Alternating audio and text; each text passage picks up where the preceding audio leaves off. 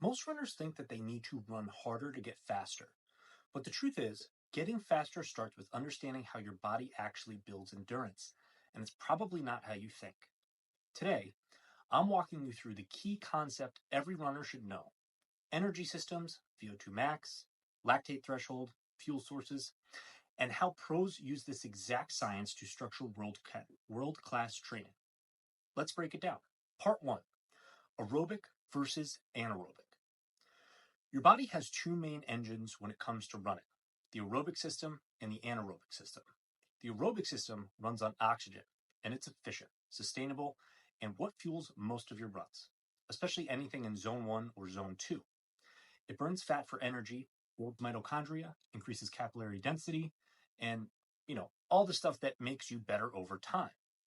The anaerobic system is the sprint system. It doesn't use oxygen, it burns carbs fast and produces energy rapidly, but it also produces lactate. That's why it can't last very long. When you run too hard too often, you train your anaerobic system too much and ignore the aerobic base that actually makes you faster long term. Your aerobic system is like a hybrid engine, slow and steady, built for distance.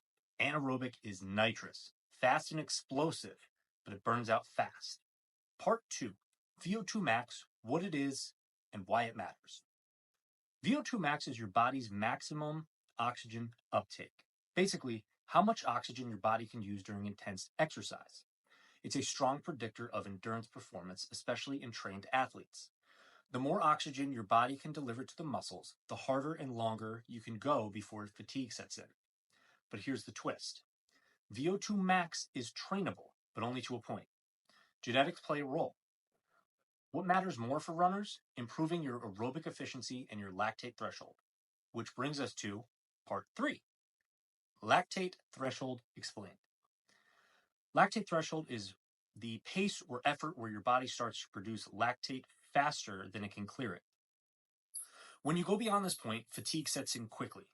The goal of threshold training is to raise the point where this happens so you can run faster for longer without redlining. Think of it like this: VO2 max is the ceiling, the lactate threshold is the floor you can actually brace on. Most runners should focus more here than obsessing over their VO2 max number. Part 4: how mitochondria make you faster. You've probably heard mitochondria called the powerhouse of the cell, and it's not just science class fluff. They literally produce the energy you use to move.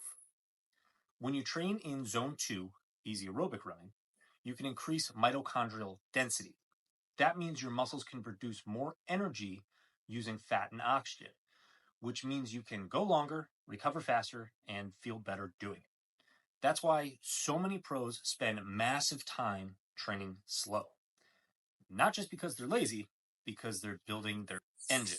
Part 5: fuel sources, fat versus carbs. At lower intensities, zone 1 and zone 2 primarily, your body uses fat for a fuel source.